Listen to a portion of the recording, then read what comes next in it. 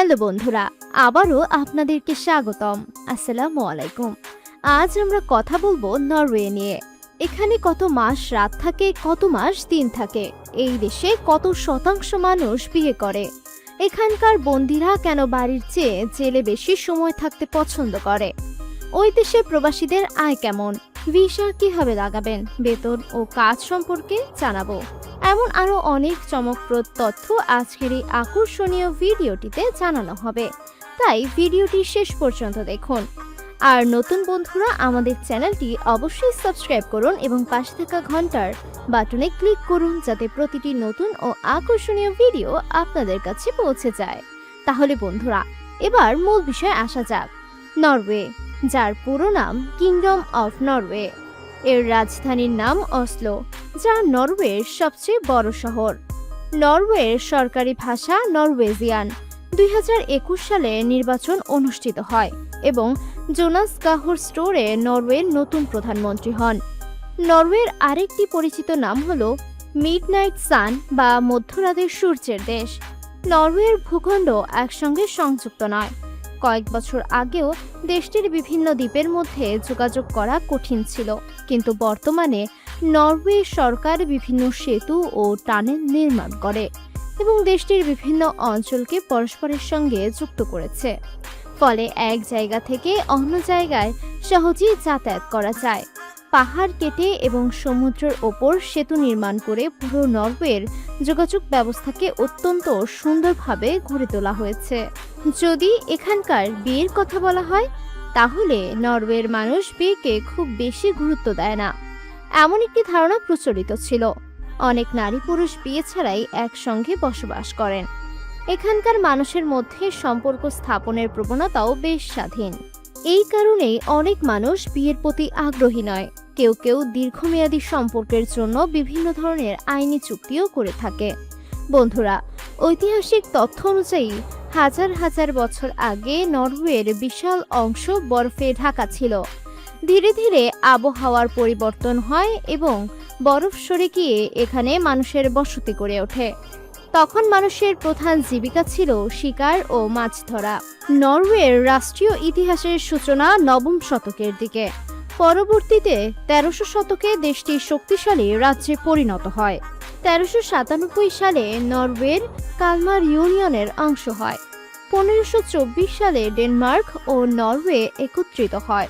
পরে নেপোলিয়নের যুদ্ধের কারণে 1814 সালে নরওয়ের রাজনৈতিক অবস্থান বড় পরিবর্তন আসে। নরওয়ের এক দ্বীপ থেকে অন্য দ্বীপে যেতে যদি সড়ক বা সেতু না থাকে, তাহলে ফেরিতে যাতায়াত করা যায়। এমন ফেরিও রয়েছে যেখানে মানুষ নিজের গাড়ি নিয়েই উঠতে পারে এবং অন্য দ্বীপে গিয়ে গাড়ি সহ নেমে যেতে পারে। আপনি যদি নরওয়েতে বই লেখার শখ রাখেন এবং কোনো বই প্রকাশ করেন, তাহলে সরকার নির্দিষ্ট ব্যবস্থার মাধ্যমে আপনার বই কিনে নিতে পারে এবং সেটি দেশের বিভিন্ন লাইব্রেরিতে বিতরণ করতে পারে। বন্ধুরা, এবার যদি এখানকার জেলের কথা বলা হয়, তাহলে নরওয়ের কারাগারে বন্দীদের ভালো খাবার, পরিষ্কার পরিচ্ছন্ন বিছানা এবং ইন্টারনেটের সুবিধাও দেওয়া হয়। এছাড়া জেলের মধ্যে ব্যায়াম করার জায়গা, খেলাধুলার ব্যবস্থা এবং সিনেমা দেখার জন্য বড় স্ক্রিনের ব্যবস্থাও রয়েছে।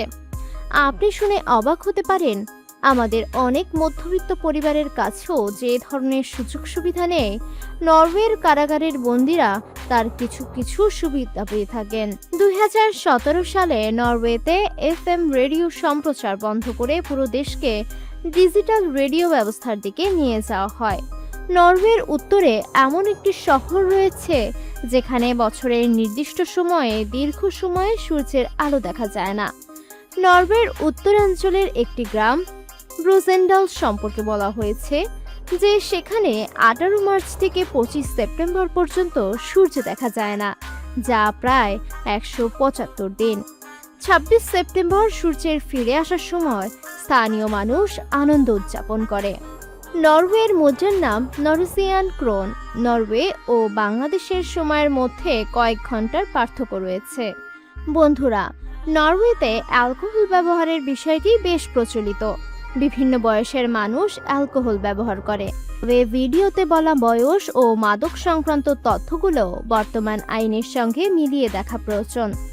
নরওয়েতে ট্রাফিক জরিমানার একটি বিশেষ দিক হলো জরিমানার পরিমাণ কিছু ক্ষেত্রে মানুষের আয়ের সঙ্গে সম্পর্কিত হতে পারে। অর্থাৎ আপনি যদি বেশি আয় করেন তাহলে আপনার জরিমানার পরিমাণও বেশি হতে পারে।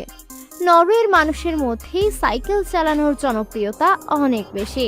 অনেকেই নিয়মিত সাইকেল ব্যবহার করেন এবং সাইকেল চালানোর সময় নিরাপত্তার জন্য ঘণ্টা ব্যবহার করেন। নরওয়ের নিজস্ব পতাকা রয়েছে এবং দেশটির জাতীয় পতাকার ইতিহাস অনেক পুরনো। নরওয়ের মানুষ নিজস্ব ভাষার প্রতি অনেক বেশি গুরুত্ব দেয়। দৈনন্দিন জীবন, দোকান, রাস্তা ও বিভিন্ন জায়গায় নরওয়েজিয়ানের ভাষার ব্যবহার দেখা যায়। ইংরেজি জানা থাকলেও নিজেদের ভাষাকে তারা গুরুত্ব দিয়ে ব্যবহার করে। বন্ধুরা, নরওয়ের সামাজিক নিরাপত্তা ব্যবস্থার একটি গুরুত্বপূর্ণ দিক হল বেকারদের জন্য সরকারি সহায়তা। কেউ চাকরি হারালে বা কাজ না পেলে নির্দিষ্ট শর্ত পূরণ সাপেক্ষে সরকার থেকে আর্থিক সহায়তা পেতে পারেন। আর নিজের পেশায় কাজ না পেলে নতুন দক্ষতা অর্জনের জন্য বিভিন্ন প্রশিক্ষণ বা কোর্স করার সুযোগও পাওয়া যেতে পারে। নরওয়েতে পাকিস্তানি ও অন্যান্য দক্ষিণ এশীয় অভিবাসীদের একটি উল্লেখযোগ্য সম্প্রদায় রয়েছে। নরওয়েতে বাংলাদেশি প্রবাসীদের একটি ছোট কিন্তু সক্রিয় কমিউনিটি রয়েছে। তারা সাধারণত রেস্টুরেন্ট, ব্যবসা, পরিবহন, নির্মাণ, আইটি ও বিভিন্ন পেশায় কাজ করেন। বাংলাদেশিরা সেখানে নিজেদের সংস্কৃতি ধরে রাখতে বিভিন্ন সামাজিক সংগঠন ও অনুষ্ঠানের আয়োজন করেন। এছাড়া মসজিদ ও হালাল খাবারের ব্যবস্থাও পাওয়া যায়। তবে নরওয়ের উচ্চ জীবনযাত্রার খরচ, ঠান্ডা আবহাওয়া এবং ভাষা নতুন বাংলাদেশিদের জন্য শুরুতে কিছুটা চ্যালেঞ্জ হতে পারে। ভালো চাকরি ও বৈধ কাগজপত্র থাকলে নরওয়েতে তুলনামূলকভাবে নিরাপদ ও উন্নত জীবনযাপন করা সম্ভব। তাদের জন্য দেশটিতে বিভিন্ন মসজিদ ও হালাল খাবারের ব্যবস্থাও রয়েছে। নরওয়েতে বিদেশিদের জন্য construction, carpenter, electrician, mechanic, chef, স্বাস্থ্যসেবা, ফ্যাক্টরি, পরিবহন, কৃষি ও হোটেল রেস্টুরেন্ট খাতে কাজের সুযোগ রয়েছে। তবে অনেক পেশায় নির্দিষ্ট দক্ষতা বা যোগ্যতা প্রয়োজন। বেতন কাজভেদে আলাদা। 2025 সালে সরকারি পরিসংখ্যান অনুযায়ী নির্মাণ খাতে মাসিক আয় 58,840 নরওয়েজিয়ান ক্রোন, পরিবহন খাতে গড় 59,980 ক্রোন আর হোটেল রেস্টুরেন্ট খাতে প্রায় 42,810 ক্রোন। 2026 সালের দ্বিতীয় প্রান্তিকে নরওয়ের সব খাত মিলিয়ে গড় মাসিক আয় প্রায় 63,700 ক্রোন ছিল। তবে বাংলাদেশ থেকে কাজের ভিসায় যেতে হলে আগে বৈধ চাকরির অফার এবং প্রয়োজনীয় দক্ষতা বা যোগ্যতা থাকতে হয়। নরওয়েতে পড়াশোনা করতে যেতে চাইলে যা করবেন। নরওয়েতে পড়াশোনার জন্য প্রথমে একটি বিশ্ববিদ্যালয় বা কলেজে ভর্তি হতে হবে। ভর্তি হওয়ার পর প্রতিষ্ঠান থেকে অফার বা অ্যাডমিশন লেটার পেলে স্টাডি পারমিটের জন্য আবেদন করা যায়। সাধারণত লাগবে পাসপোর্ট, অ্যাডমিশন লেটার, পর্যাপ্ত অর্থের প্রমাণ, থাকার ব্যবস্থা এবং প্রয়োজনীয় শিক্ষাগত কাগজপত্র। নরওয়ের অনেক সরকারি উচ্চশিক্ষা প্রতিষ্ঠান ইইউ বা ইই এর বাইরে শিক্ষার্থীদের জন্য এখন টিউশন ফি প্রযোজ্য। তবে বিশ্ববিদ্যালয় ও প্রোগ্রাম ভেদে নিয়ম আলাদা। স্টুডেন্ট পারমিট পেলে নির্দিষ্ট সীমার মধ্যে পার্ট টাইম কাজ করার সুযোগ থাকে। পড়াশোনা শেষ করার পর যোগ্যতা অনুযায়ী অন্য ধরনের রেসিডেন্স পারমিটের সুযোগও থাকতে পারে। বন্ধুরা, নরওয়েতে জীবনযাত্রার খরচ তুলনামূলকভাবে অনেক বেশি, বিশেষ করে বাসা ভাড়া, খাবার, পরিবহন ও দৈনন্দিন বাজার খরচ বেশি। একজন একা মানুষ শহরভেদে মাসে প্রায় 10,000 থেকে 15,000 নরওয়েজিয়ান ক্রোন খরচ করতে পারেন বাসা ভাড়া বাদে। আর এক বেডরুমের বাসার ভাড়া শহর ও অবস্থান অনুযায়ী প্রায় 8,000 থেকে 15,000 ক্রোন বা তার বেশিও হতে পারে। তবে নরওয়েতে বেতনও তুলনামূলকভাবে বেশি, তাই ভালো চাকরি থাকলে এই উচ্চ জীবনযাত্রার খরচ সামলানো সম্ভব।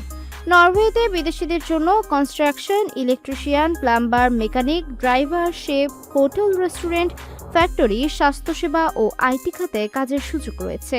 বেতন কাজ ও দক্ষতার উপর নির্ভর করে। সাধারণ কাজগুলো মাসে প্রায় 30,000 থেকে 40,000 নরওয়েজিয়ান ক্রোন আর দক্ষ কর্মী ও পেশাদারদের বেতন 45,000 থেকে 60,000 ক্রোন বা তারও বেশি হতে পারে। তবে নরওয়েতে কাজ করতে সাধারণত আগে বৈধ চাকরির অফার ও ওয়ার্ক পারমিট প্রয়োজন।